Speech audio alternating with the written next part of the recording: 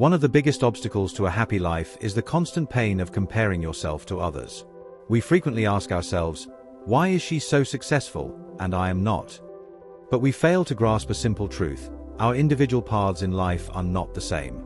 Remember this analogy: if a fish desires to fly like a bird, it will spend its entire life believing it is not good enough, even though it possesses the power to swim across the deepest ocean. In the modern era, especially because of social media, the habit of comparison has grown even worse. We see another person's success and immediately feel that our own life is small or inadequate. We forget our own unique talents and strengths, and this type of thinking slowly drags people down into sadness and hopelessness. That is why today's story is for anyone who has ever felt like they will never measure up to someone else.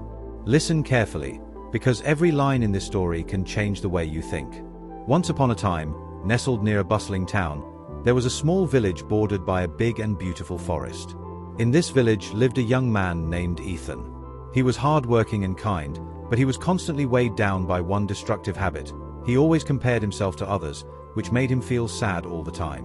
When he saw his friend, Liam, consistently earning the best grades in class, Ethan would think, "I wish I was as smart as him." When he looked at his neighbor, Ryan, who was very rich, he would think, "I wish I had money like him." Even if he saw someone running fast, he would question, "Why can't I run that fast?" These thoughts made Ethan feel more and more unhappy. He couldn't focus on his studies, and he found no joy in his life. All the time, a single phrase ran through his mind: "I'll never be like them."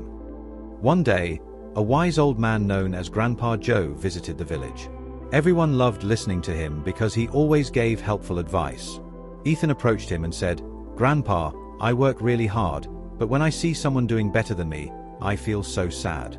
It feels like I'll never be like them." Grandpa Joe simply smiled and replied, "Come to the oldest tree in the village tomorrow morning. You will find all your answers there." The next morning, Ethan went to the tree, where Grandpa Joe was already waiting. "Look around carefully," Grandpa Joe instructed. "What do you see?"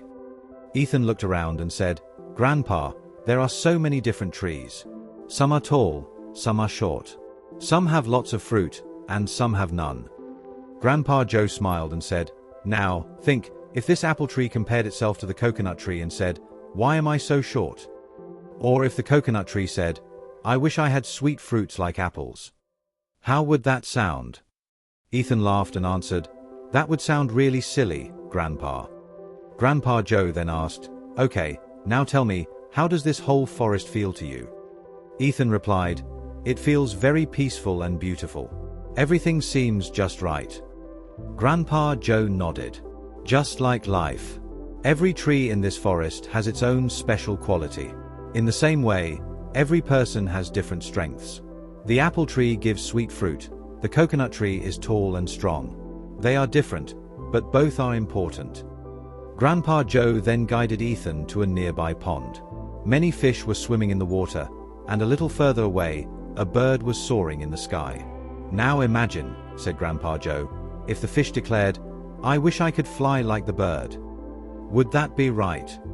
Ethan said, "Not at all. Fish are made for swimming, and birds are made for flying." Grandpa Joe smiled gently. "Then why do you want to be like someone else? You have your own path. You also have many good qualities. Maybe you just don't see them yet. Find your strengths and move forward with them." After hearing Grandpa Joe's words, something fundamentally changed inside Ethan. He finally understood that every person is unique and comparing yourself to others only creates more pain. From that day on, Ethan stopped comparing himself to anyone. He began focusing on his own talents and his own work. Slowly, his confidence returned, and his life began to feel fresh and exciting again. A few years later, through his consistent hard work, Ethan built his own successful business, becoming an inspiration for the whole village. Whenever someone asked him, "How did you become so successful?" he would smile and say, "Never compare yourself with others. If a fish tries to fly, it will always feel like a failure. But if it focuses on swimming, it can own the whole ocean." Remember this ultimate lesson: the sun and the moon do not shine at the same time, but both are important. Find your path and walk it in your own way. That is when real success comes.